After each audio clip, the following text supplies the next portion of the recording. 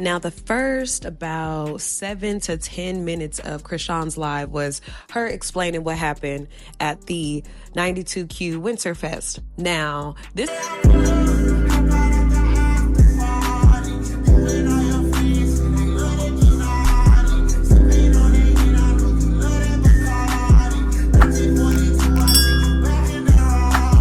is a festival that happens every single year, similar to like Hot 97, smaller than Coachella, but you know, it's a concert that you put on for your city and you invite everybody on down.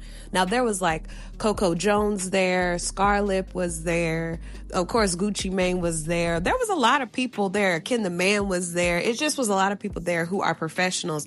Now, Lola Brooke even took the stage, and one thing I noticed when Lola Brooke took the stage, they had accidentally must have got the song wrong or some shit at the top of her set, right? And the way she reacted was so professional. She just was like, damn! You know what? It's all good. We're gonna start this shit over, right? hella professional, right? Like, she knew how to be like, it's okay, let's just keep moving on with the show. And honestly, that's what's taught whenever I think any artist goes through some sort of like boot camp or training camp. And that's not what Chrisean has gone through. And we could tell, girl, we could tell that you ain't been through no type of training, no type of nothing when it comes to this artistry shit, because you're on stage with people who look like they ain't supposed to be on stage, like your brother, your nephew, or your niece, whatever that little baby was. Like, you are not supposed to be having extra people up there when it's something like this and you're not that big of a deal yet. I get Gucci Mane having his wife on there. I get her being on there because she's like her own standing celebrity. You know what I'm saying?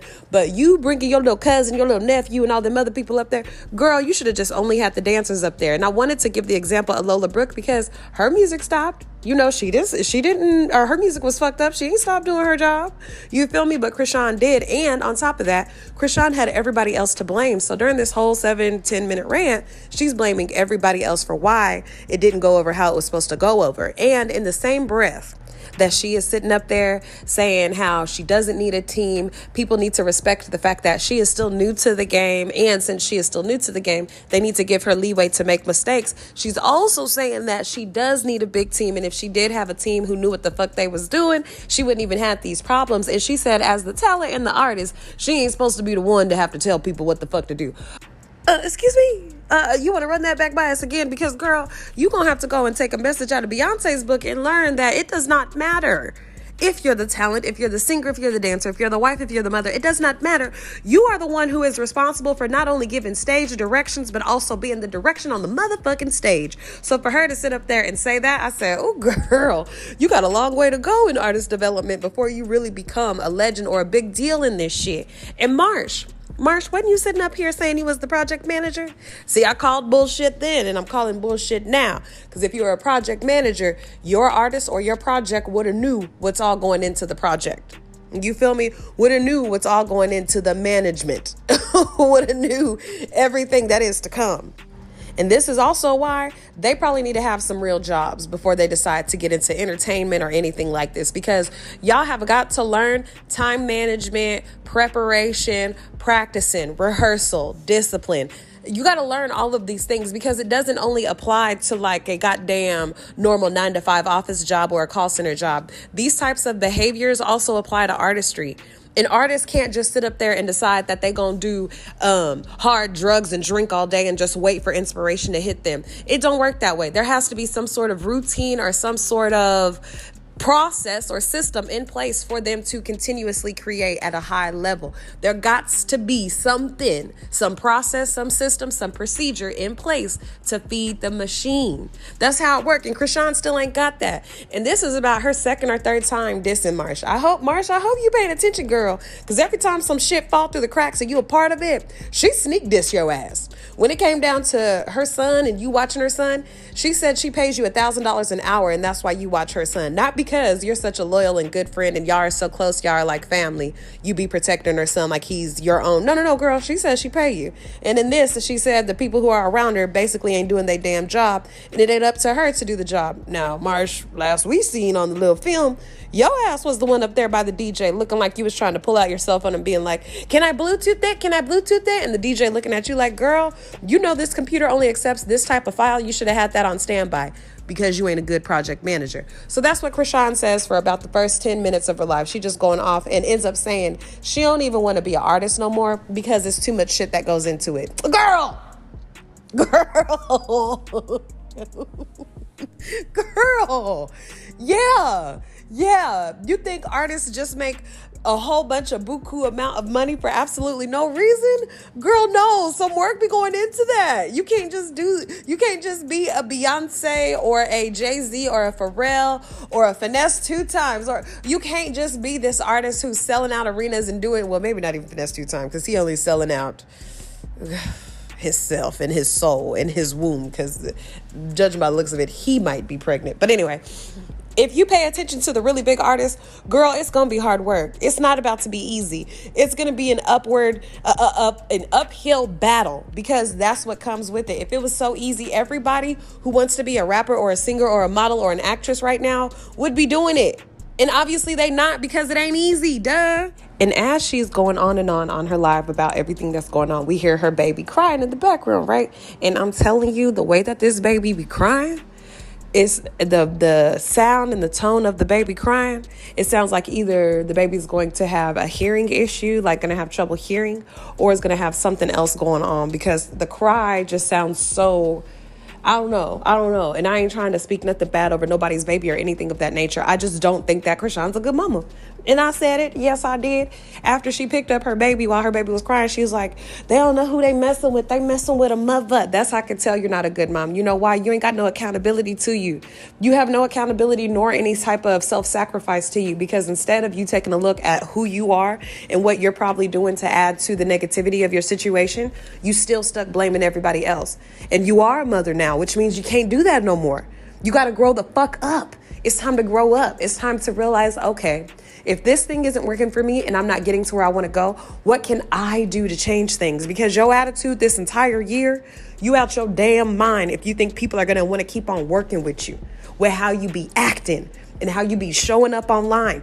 You can take some notes from Sexy Red. Now I see why she be, respecting Sexy Red, how she do, and seemingly having some sort of honor with Sexy Red, because Sexy Red know how to turn this shit on for the media, from Instagram and all that other shit, so she can support her family, and how to turn the shit off. Chrisean, you ain't figured out how to do that yet.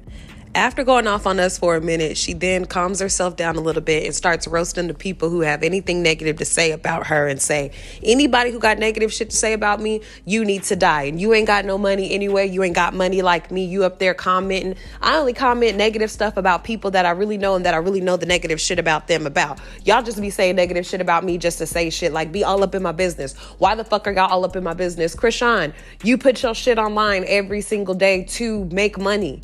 At the end of the day, if you were not being online and you were not telling your business, nobody would be in your business. You also would not be making a check.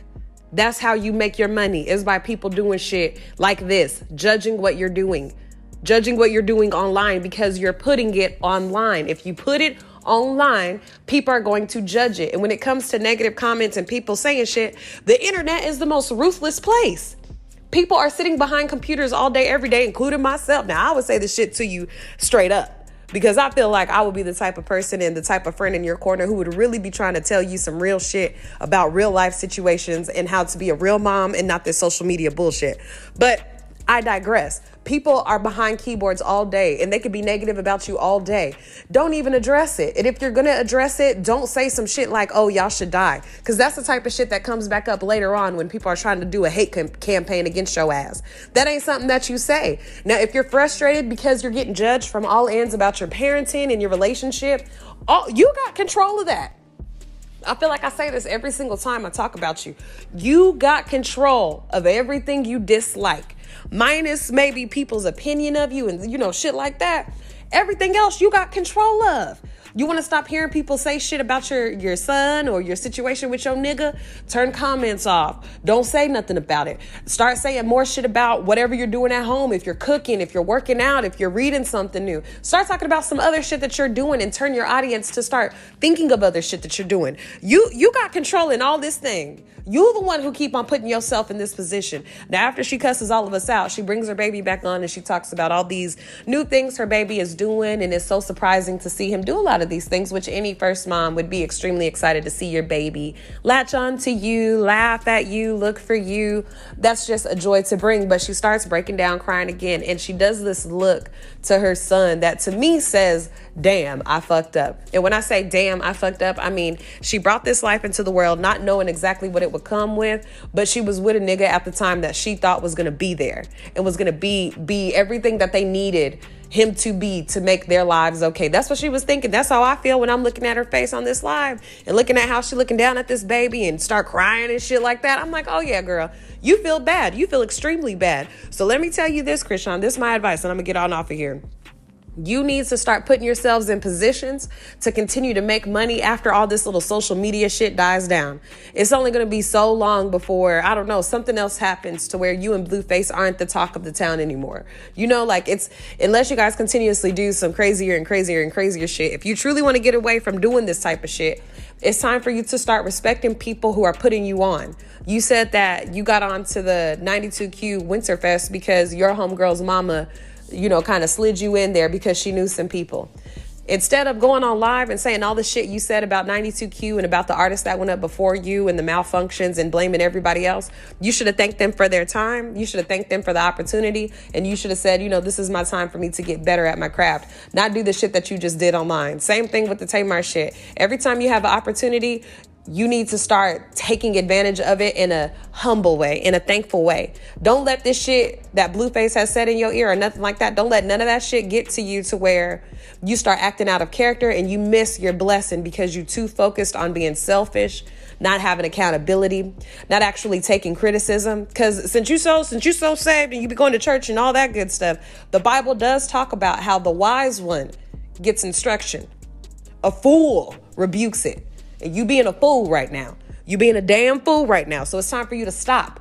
You got this kid, Blueface, he going down by the second. You see, him and Jaden just put their hands on a bitch over at the club. So you got to really focus in. You got to really tap in on the shit that you need to be responsible for and the shit that you need to do and the accountability and the changes that you need to make as a mother. You ain't no kid no more. You're a mother. And this yelling and blowing up on live and crying and all that other type of shit, clean it up. It's time to grow up. Clean it up.